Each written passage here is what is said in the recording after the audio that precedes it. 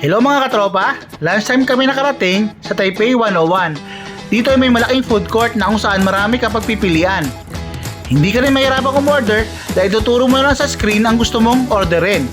Pwede ka magbayad ng cash or by credit card.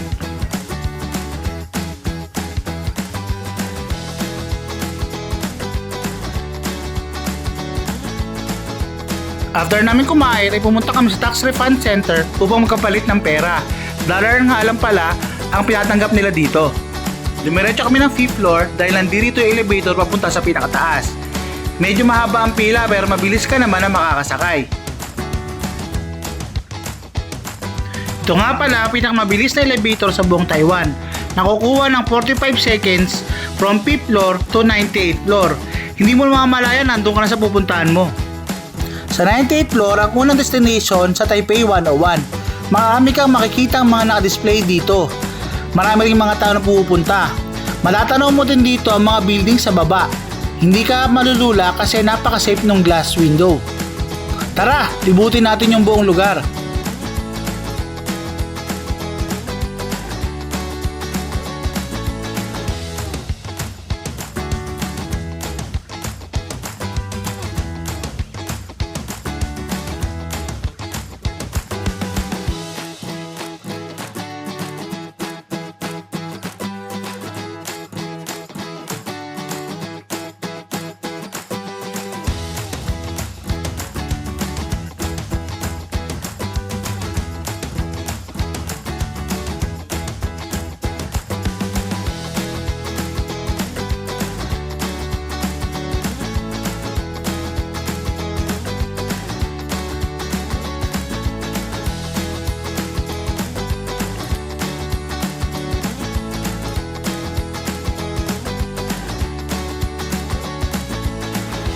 Paikot lang yung lugar pero marami kang pwedeng galaan dito.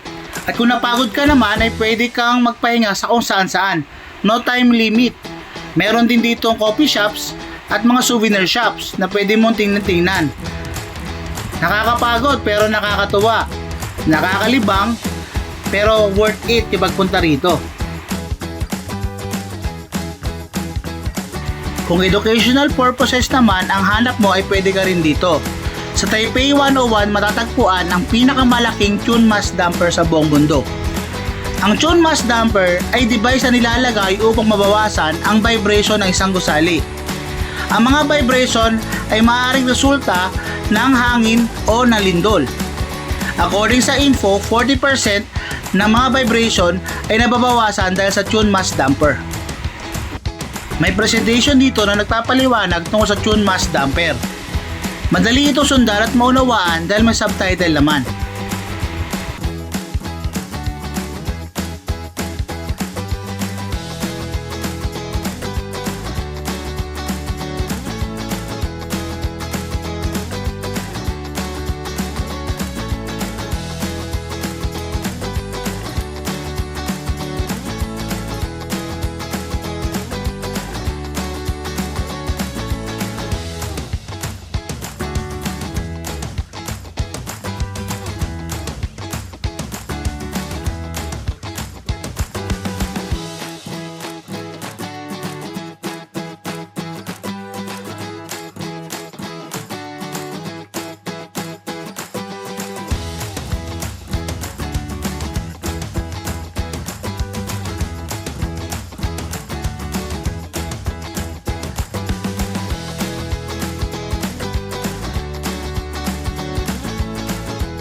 Pagkatapos manood sa presentation ay lumapit kami sa mismong tune mass damper. Napakalaki nito at napakaganda. Pwede kang magpa-picture o pwede kang tumambay doon para mamangha ka doon sa makikita mo. After manood ay plano sana namin na lumabas at pumunta sa pinaka-roof deck niya. Kaso lang maulan kaya hindi lang namin tinuloy at bawal din. Kaya pumila na lang kami pababa ng building para doon naman kami maggala-gala. Sa elevator naman ay mamamonitor mo yung aktual na pagbaba mo ng building. Meron ditong segundo na kung saan ay makikita mo kung gaano ka nakatagal sa loob at paano ka makakarating sa baba. Napakabilis!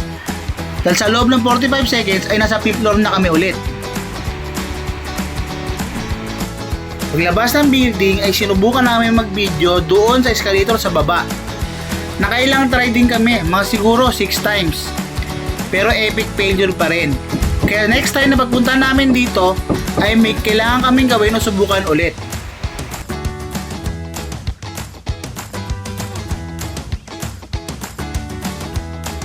Inabot kami ng gabi sa Taipei 101.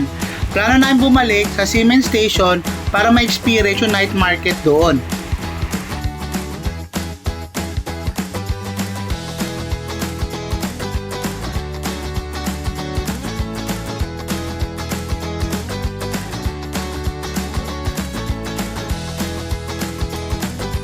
Maraming mga tao naglalakad dito sa night market. Marami kang makikita at malilibang ka sa mga makikita mo. Ayan mga katropa, dito natatapos yung video natin for day 2. Hanggang sa muli, abangan nyo ang video ng day 3.